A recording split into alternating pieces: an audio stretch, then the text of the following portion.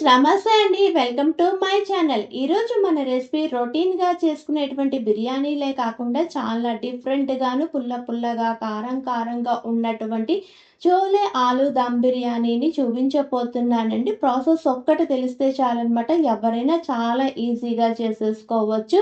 ఈ చోలే దమ్ బిర్యానీ ఎవరైనా టేస్ట్ చేశారనుకోండి, వాళ్ళు తినే ఎప్పుడు రెగ్యులర్ బిర్యానీలు కూడా పక్కనే పెట్టి ఈ బిర్యానీకి ఫ్యాన్స్ అయిపోతారనమాట. అంత బాగుంటుంది. ఇంకెందుకండి ఆలస్యం, వీడియోలోకి వెళ్ళి ఆ ప్రాసెస్ ఏంటో చూసేద్దామా మరి. చోలే ఆలు దమ్ బిర్యానీ చేయడానికి కొంచెం ప్రాసెస్ అన్నది ఉంటుందండి. కొన్ని ఇంగ్రీడియంట్స్ అన్నవి ముందుగా రెడీ చేసి పెట్టుకున్నాం అనుకోండి, బిర్యానీ అన్నది తొందరగా చేసేయచ్చు అనమాట. దీనికోసం ముందుగా ఒక బౌల్ తీసుకొని దీనిలోకి 1.5 కప్ బాస్మతి బియ్యాన్ని తీసుకొని ఈ బియ్యాన్ని మంచినీళ్ళతో శుభ్రంగా 2 సార్లు కడుక్కొని ఇవి మునిగే అంతవరకు నీళ్లు పోసుకొని ఒక 20 నిమిషాలు నానపెట్టుకుందాము.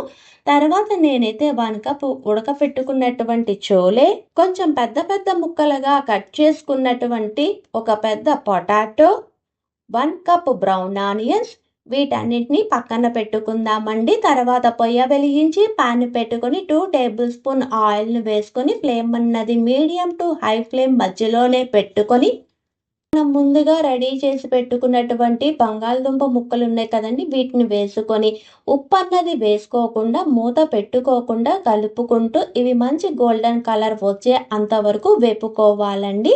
ఇలా వేగినవి ఇక్కడ నేను చూపిస్తున్నాను చూడండి, ఇలా వచ్చే అంతవరకు వేపుకోవాలన్నమాట. ఇలా వేపుకున్న తర్వాత దీనిలోకి మీకు రుచికి అనుగుణంగా కారం, 1/2 టీ స్పూన్ గరం మసాలా, రుచికి అనుగుణంగా ఉప్పును కూడా వేసుకుని అన్నీ బాగా కలిసేటట్టు కలుపుకొని ఈ ప్యాన్ని పక్కన పెట్టుకుందాము. తర్వాత ఇదే పొయ్యి మీద ఒక బౌల్లోని 2 లీటర్ వాటర్ తీసుకుని ఆ వాటర్ని పెట్టుకుంటున్నానండి. ఈ వాటర్ అన్నది రైస్ బాయిల్ చేయటానికి అనమాట. ఇలా పెట్టుకున్నటువంటి వాటర్లోని 1 టీ స్పూన్ ఆయిల్ను వేసుకొని ఫ్లేమ్ అన్నది మీడియం టు హై ఫ్లేమ్ మధ్యలోనే పెట్టుకుని వాటర్ అన్నది కొంచెం బాయిల్ చేసుకుంటున్నానండి. ఇక్కడ చూపిస్తున్నాను చూడండి, ఇలా రావాలన్నమాట. ఈ పాయింట్లోనే బిర్యానీ స్పైసెస్ అన్నీ వేస్తున్నానండి. అంటే సాజీరా, లవంగాలు, దాల్చిన చెక్క, యాలక్కాయ, అనాస పువ్వు, అంటే 4 సగానికి కట్ చేసుకున్నటువంటి పచ్చిమిరపకాయలను కూడా వేసుకొని తర్వాత దీనిలోకి 1/2 టీ స్పూన్ మిరియాల పొడి, 1 teaspoon dry rose petals వేస్తున్నానండి. ఇది పూర్తిగా ఆప్షనల్.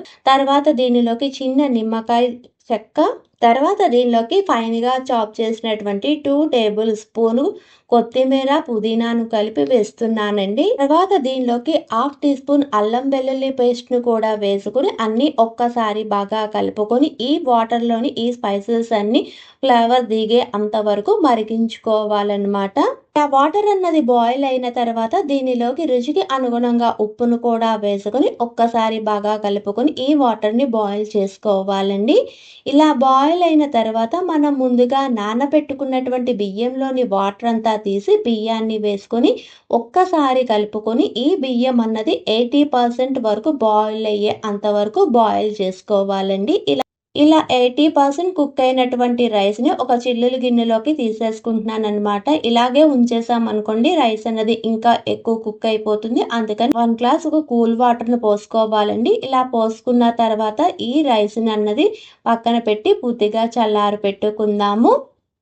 వేరొక బౌల్ తీసుకొని దీనిలోకి 1 కప్ పెరుగును తీసుకుంటున్నానండి. తర్వాత దీనిలోకి 1 టీ స్పూన్ ధనియాల పొడి, 1/2 టీ స్పూన్ పసుపు, 1/2 టీ స్పూన్ అల్లం వెల్లుల్లి paste, 1 teaspoon Kashmiri red chilli powder, 1/2 teaspoon జీలకర్ర, 1 tablespoon brown onions, 1 teaspoon ఫైన్గా చాప్ చేసిన కొత్తిమీరను కూడా వేసుకుని అన్ని ఇంగ్రీడియంట్స్ బాగా కలిసేటట్టు కలుపుకోవాలండి. ఇలా కలుపుకున్న తర్వాత దీనిలోకి రుచికి అనుగుణంగా ఉప్పును కూడా వేసుకుని అన్ని ఇంగ్రీడియంట్స్ బాగా కలిసేటట్టు కలుపుకొని ఈ బౌల్ని పక్కన పెట్టుకుందాము. తర్వాత పొయ్య వెలిగించి పాన్ పెట్టుకొని దీనిలోకి 1 టేబుల్ స్పూన్ ఆయిల్ని వేసుకోవాలండి. ఆయిల్ అన్నది కొంచెం వేడెక్కిన తర్వాత దీనిలోకి 2 బిర్యానీ ఆకులు, కొంచెం జాపత్రి, ఒక స్టార్ అనాస పువ్వు, 3 లవంగాలను కూడా వేసుకున్న అన్ని ఇంగ్రీడియంట్స్ ని ఒక్క నిమిషం వేపుకోవాలండి. ఇలా ఉన్న తర్వాత దీనిలోకి మీడియం సైజ్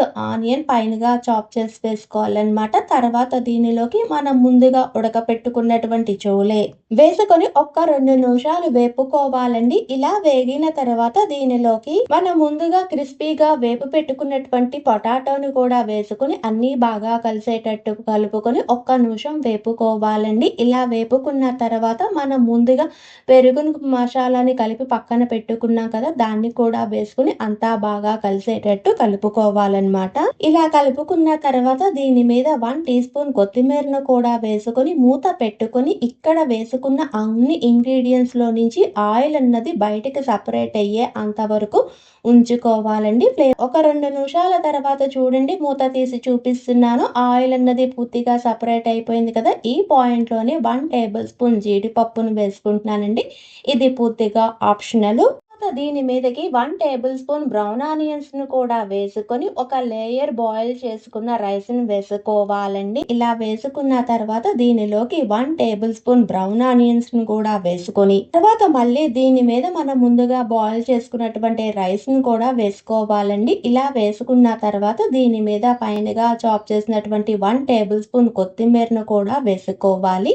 ఇలా కొత్తిమీరను కూడా వేసుకున్న తర్వాత మనం ముందుగా మసాలా పెరుగు రెడీ చేసుకున్నట్టు బౌల్ ఉంది కదండి, దానిలోకి మనం చేసుకున్నటువంటి రైస్ వాటర్ ని 1/2 కప్పు కూడా వేసుకుని అన్ని బాగా కలిసేటట్టు కలుపుకొని ఆ వాటర్ ని ఈ బాయిల్ చేసుకున్న రైస్ మీద వేసుకొని మూత పెట్టుకోవాలండి. అయితే మూత పెట్టుకున్నప్పుడు మూత పైన చిన్న హోల్ ఉంటుంది కదా, దీనిలోని నుంచి దమ్ అన్నది బయటకు పోకుండా ఉండడానికి కొంచెం గోధుమ పిండిని కలిపి దాన్ని అయితే ఇక్కడ ఈ హోల్ అన్నది కవర్ చేస్తున్నాను అనమాట. ఇలా కవర్ చేసుకున్న తర్వాత ఫ్లేమ్ అన్నది లో టు మీడియం ఫ్లేమ్ లోనే పెట్టుకుని ఒక్క 10 నిమిషాలు ఇలా ఉంచేసేయాలండి.